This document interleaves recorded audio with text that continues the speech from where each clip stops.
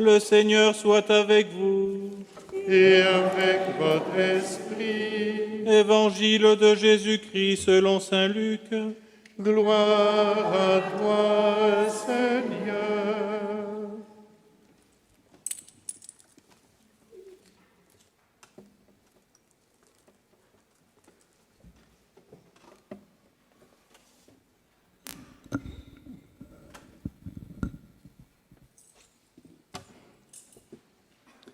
Le même jour, c'est-à-dire le premier jour de la semaine, 2 disciples faisaient route vers un village appelé Emmaüs, à 2 heures de marche de Jérusalem, et ils parlaient entre eux de tout ce qu'il s'était passé. Or, tandis qu'ils s'entretenaient et s'interrogeaient, Jésus lui-même s'approcha et marchait avec eux. Mais leurs yeux étaient empêchés de le reconnaître. Jésus leur dit: « De quoi discutez-vous en marchant ?» Alors ils s'arrêtèrent tout tristes. L'un des deux, nommé Cléophas, lui répondit: « Tu es bien le seul étranger résidant à Jérusalem qui ignore les événements de ces jours-ci ?» Il leur dit: « Quels événements ?» Ils lui répondirent: « Ce qui est arrivé à Jésus de Nazareth, cet homme qui était un prophète, puissant par ses actes et ses paroles, devant Dieu et devant tout le peuple. Comment les grands prêtres et nos chefs l'ont livré. Ils l'ont fait condamner à mort et ils l'ont crucifié. Nous espérions que c'était lui qui allait délivrer Israël. Mais avec tout cela, voici déjà le 3e jour qui passe depuis ce qui est arrivé. À vrai dire, des femmes de notre groupe nous ont remplis de stupeur. Quand, dès l'aurore, elles sont allées au tombeau, elles n'ont pas trouvé son corps. Elles sont venues nous dire qu'elles avaient même eu une vision, des anges qui disaient qu'il était vivant. Quelques-uns de nos compagnons sont allés au tombeau et ils ont trouvé les choses comme les femmes l'avaient dit. Mais lui, ils ne l'ont pas vu. Il leur dit alors: « Esprit sans intelligence, comme votre cœur est lent à croire tout ce que les prophètes ont dit. Ne fallait-il pas que le Christ souffrît cela pour entrer dans sa gloire ?»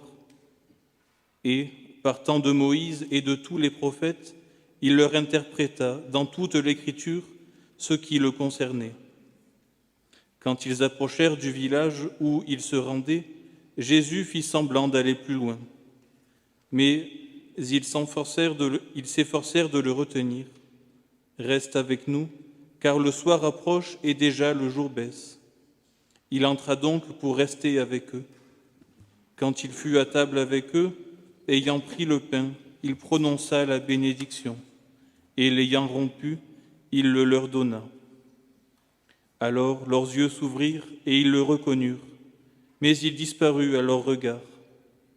Ils se dirent l'un à l'autre: « Notre cœur n'était-il pas brûlant en nous, tandis qu'il nous parlait sur la route et nous ouvrait les Écritures ?»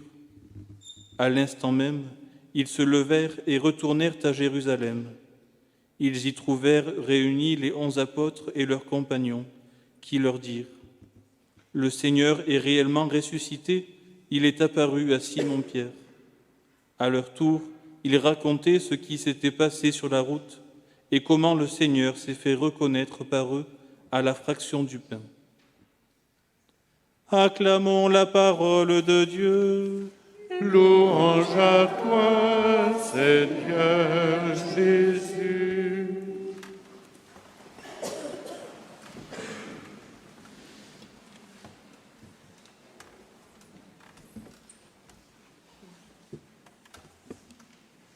C'était au soir de Pâques. Et tout semblait raté, ruiné. Et finalement, ces 2 disciples de Jésus, qu'est-ce qu'ils font? Ils rentrent chez eux. L'aventure est terminée. Ah, c'était formidable. On avait suivi Jésus. On pensait qu'il allait mettre dehors les Romains, prendre la place, libérer Jérusalem et en faire le centre du monde. Voilà, Mais en fait, il y a eu un complot, ils s'y sont tous mis, et puis ça a raté, quoi. Il est mort. Alors Cléophas, qui est sur le chemin, et son ami, qui peut être l'une ou l'autre d'entre nous, d'ailleurs, hein. Et voilà tous les deux qui tournent le dos à Jérusalem, ils retournent à leurs activités. Qu'est-ce que vous voulez faire? On avait plein d'espoir, on était persuadés que ce beau rêve allait s'accomplir. Et c'est le soir des déceptions, le soleil se couche sur un échec, sur une mort sinistre. Ils ont perdu leurs illusions. L'affaire est terminée. Et voilà qu'un étranger les rejoint sur la route. Il marche, il n'y avait pas de bus, il n'y avait pas de... Non. Il marche, un étranger les rejoint sur la route. Et il les entend, qui discutent entre eux de tout ce qui s'était passé, nous dit l'Évangile. Alors pendant qu'ils s'entretenaient et qu'ils s'interrogeaient en disant « Mais qu'est-ce qu'on va faire maintenant? Qu'est-ce que tu fais toi ?» Bon. Eh bien Jésus s'approche d'eux, parce que cet étranger c'est Jésus, mais ils ne le reconnaissent pas. Jésus est tellement différent de nous. Jésus ressuscité s'approche d'eux. Et il les écoute. Il dit, tu es bien le seul à ne pas savoir ce qui s'est passé à Jérusalem, ça a été quand même une sacrée histoire. Alors, il raconte comment ils avaient été déçus dans leurs espérances. Voilà le 3e jour qui passe depuis que c'est arrivé. À vrai dire, les femmes de notre groupe nous ont remplis de stupeur, sont allées au tombeau, elles ne l'ont pas trouvé, sont venues nous dire qu'elles avaient même eu une vision, des anges qui disent qu'il est vivant. Bon, voilà. Nous, on rentre chez nous, hein. L'affaire est close. Et que leur dit cet étranger qui marche avec eux? Esprit sans intelligence, comme votre cœur est lent à croire. Et c'est là que ça devient intéressant. Parce que moi, j'aurais aimé avoir Jésus comme catéchiste. Ils ont eu cette chance quand même. Jésus lui-même leur ouvre les Écritures. Il leur dit, mais regardez, un juif, il connaît la Bible par cœur, hein. Un protestant aussi, un catholique. Et donc, il leur dit, mais regardez tout ce qui s'est passé dans l'histoire d'Israël. Et il relit toute l'histoire avec les passages qui le concernaient.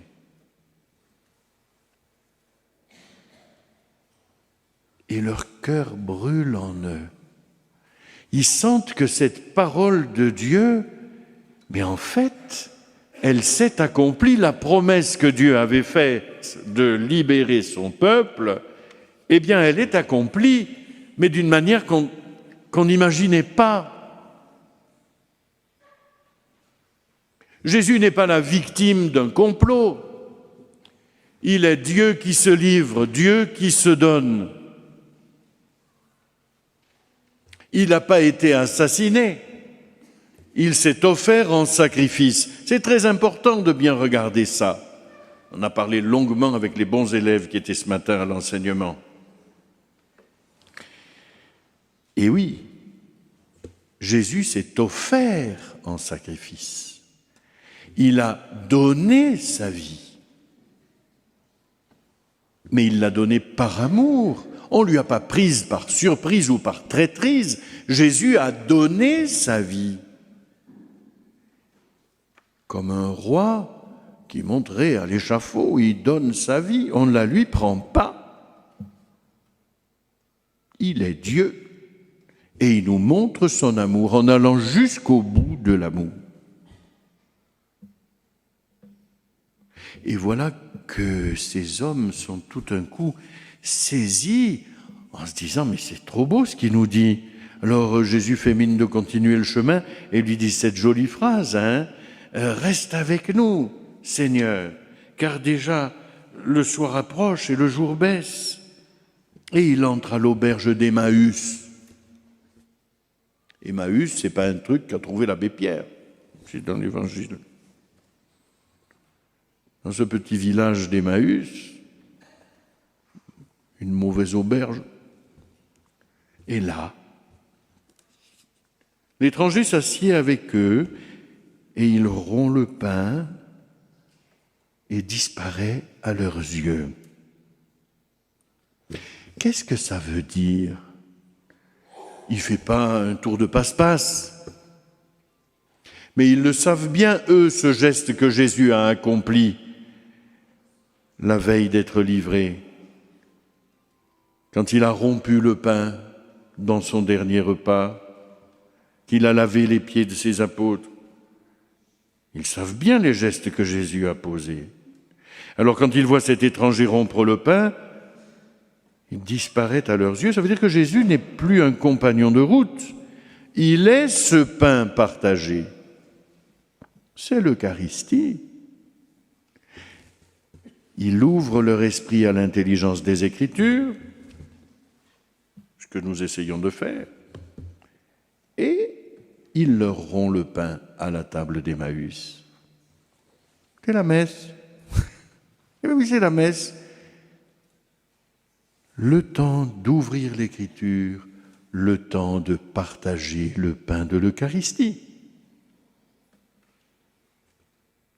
Et là, leurs yeux s'ouvrent, ils comprennent. Nourris de la parole, nourris de l'Eucharistie, nos cœurs comprennent ce que nos intelligences n'arrivent pas à déchiffrer. Et ils font demi-tour et ils remontent vers Jérusalem. Ils remontent l'histoire à l'envers, l'histoire de leur déception. Et ils retournent à la rencontre des apôtres. Le Seigneur est vraiment ressuscité. Ils n'ont même pas l'attente d'ouvrir la bouche que les apôtres leur disent « Mais non, il est vraiment ressuscité, il est apparu à Simon-Pierre. » Et ce n'est qu'après qu'eux peuvent dire « Mais oui, il est ressuscité, il a partagé le pain à l'auberge d'Emmaüs avec nous. » La vie du Christ est partout, jaillissante. Et ça ne s'arrête pas à Emmaüs.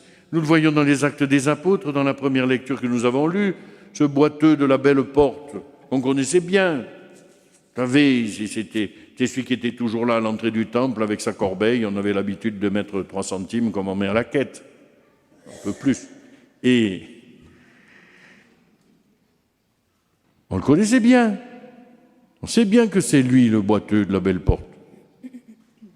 Et il tend sa sébille, le pauvre homme. Et Pierre lui dit « Regarde-nous ». Il les regarde. Et Pierre lui dit « De l'argent et de l'or, je n'en ai pas. Mais ce que j'ai, je te le donne. Au nom de Jésus-Christ, le Nazaréen, lève-toi et marche. » Voilà. Ces 2 hommes effondrés se sont relevés et ont repris leur marche vers Jérusalem. Ce boiteux, paralysé depuis toujours, se lève et il marche, il bondit, il loue le Seigneur. Le Seigneur ressuscité déborde de vie et ne cesse de répandre sa vie. Comme nous voyons dans nos montagnes, les arbres commencer à se couvrir de feuilles, les petites fleurs sortir dans les prairies, la vie jaillit partout. Le ressuscité est venu à notre rencontre. Saurons-nous ouvrir les yeux, ouvrir notre cœur pour le découvrir? Il est vivant et il se donne à toi. Amen.